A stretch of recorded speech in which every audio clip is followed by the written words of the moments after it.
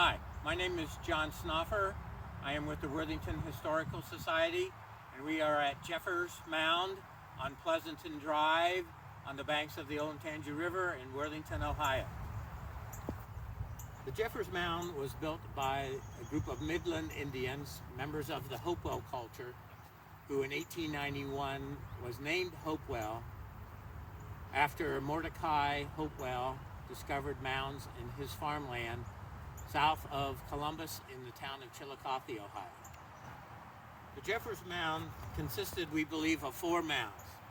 The largest mound, which you have just seen, is this mound here, which was part of a approximately 4-foot high hill square that went around and had a smaller mound inside.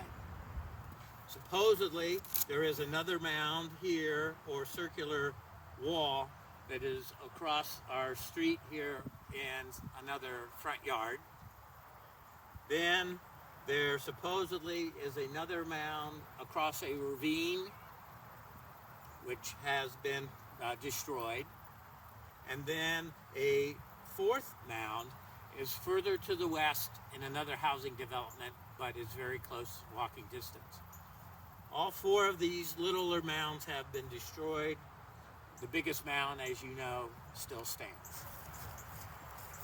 The land of the mound at Plesenton covers about 8 acres. The big mound is approximately 35 feet high, 165 feet wide, and again faces an easterly direction, which some people believe aligns with the Newark earthworks east of this area of about a half an hour to 45 minutes.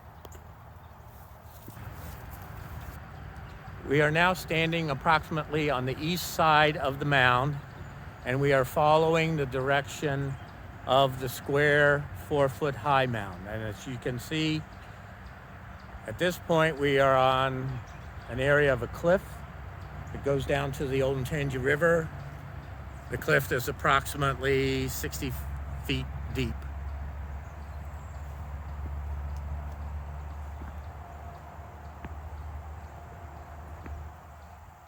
And as you are getting to the open space is where another mound will start to be. No more than 6 feet high. The so-called longhouse, again approximately 47 feet long by 26 feet, was used primarily for ceremonial purposes and was not a permanent residence. We believe that the Native Americans came to this mound at certain times of the year to possibly bury their leaders and or perform seasonal ceremonies. The Ohio State University found over 160 posts.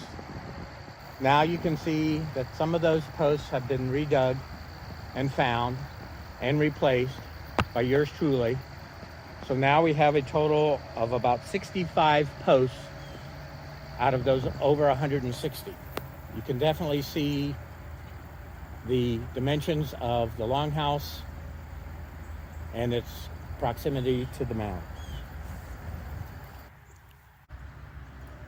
The land was originally bought in 1804 by William Vining from Connecticut.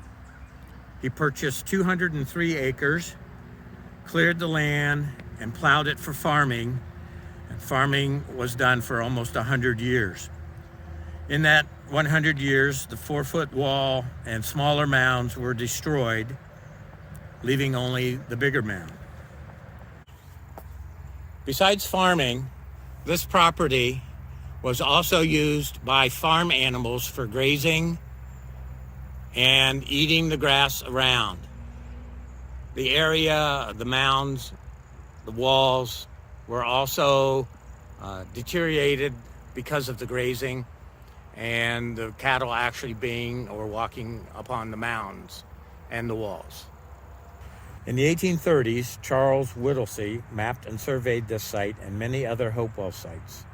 In 1848, the map was published by the Smithsonian in a book, Ancient Monuments of the Mississippi Valley, written by Squires and Davis. In 1866, an excavation by William Heath of the large mound, digging a shaft from the top of the mound to the bottom and a tunnel from the east side to the middle, discovered some remains of skeletons, mineral artifacts such as mica and obsidian, with some shell fragments, ashes, and pottery. What was decided upon these discoveries was that these Indians had general connections with other Native Americans of the Mississippi River Valley and the other mounds in the area of the eastern United States. In 1921, Vining relatives with the last name of Smith sold the land to Herman Plesenton Jeffers, and he continued to farm the area. So when the Jeffers family platted the land for subdivision in 1954, they did not include the mound. In 1974, the Jeffers Trust deeded the mound to the Worthington Historical Society in Herman Jeffers' memory so that it could be preserved for the future generations. The Jeffers Mound was listed on the National Registry of Historic Places that same year. Thank you for coming to the Plesenton Mound in Worthington, Ohio. We hope you enjoyed your small tour of our area. When you come, we ask really only one thing, as represented by the stones that we have here in the ground.